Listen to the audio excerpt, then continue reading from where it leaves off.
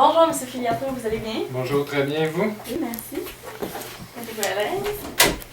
Je n'enlèverai pas mon manteau, je pense pas rester ici très longtemps. D'accord, c'est correct. Bonne ou mauvaise nouvelle? Bonne nouvelle, en fait, vous avez l'offre qu'on a, c'est de 260 000, puis c'est la meilleure que vous avez reçue jusqu'à présent. Ok, mais c'est quand même 20 000 de moins qu'on a. Oui, en effet, mais comme le sous-sol n'est pas fini, les coûts des rénovations... Ouais, mais si c'est ça, si je l'ai fini, je pourrais pas. Ben, ça va vous coûter environ 20 000 finir votre sous-sol, donc vous la vendriez 20 000 de plus, donc en gros, vous n'êtes pas perdant dans une offre de 260 000 Parfait. Donc, si vous voulez, je peux vous montrer une maison qui s'est vendue le même prix, en fait, 260 000 C'est le même genre de maison que la vôtre. Le sous-sol n'était pas fini non plus, donc ils l'ont vendu à 260 000 Okay, donc, c'est exactement, c'est très similaire, c'est aussi dans votre quartier. Donc, parfait. Puis si jamais je la laisse plus longtemps sur le marché, est-ce que j'ai des chances de la vendre au prix complet de la vente? Ben, en fait, il y a une maison ici qui s'est vendue à 220 000 donc c'est 40 000 de moins. Donc, ce serait environ 60 000 que ce que vous aviez prévu. Parce que justement, elle est restée 1 an et demi. Donc, c'est 10 mois. Vous l'avez laissé juste 10 mois. Ça commence déjà à être long. Donc, si vous la laissez plus longtemps, vous risquez vraiment de perdre beaucoup d'argent sur Ok, parfait. Si jamais je la laisse plus longtemps sur le marché, j'ai pas des chances de la vendre au prix complet de la vente?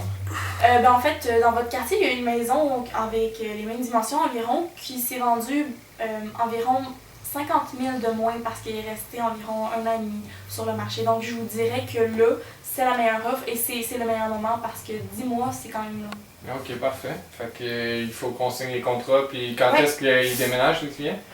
Dans environ 1 mois après la signature. Ok, parfait. Parfait. Donc, le contrat est déjà fait. Donc, je vais juste regarder les clauses encore avec vous. Donc, l'offre est de 260 000. Ici, vous avez les détails de ce que ça va vous coûter en frais de notaire, en frais d'inspection. Justement, les frais d'inspection sont quand même assez importants parce que s'il y a des vices cachés, vous allez forcément avoir un recours devant la justice des futurs propriétaires. Vous prenez combien de pourcents, vous? Moi, j'ai écrit ici, je vais prendre 2% sur le prix de vente. En plus des frais de notaire, comme votre dossier est bien préparé, ça va vous coûter moins cher, donc vous passerez moins de temps avec le notaire. Puis le reste, ben, le paiement des futurs propriétaires va vous venir d'environ 1 mois. Parfait. Donc ça va vous venir à environ 252 000 au prix final en payant tous les frais. Donc c'est ça, donc vous vous en sortez avec cette prix. Parfait. Quand est-ce que je vais recevoir l'argent?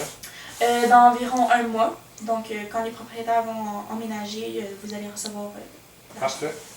Donc vous pouvez signer ici, puis ici. Parfait.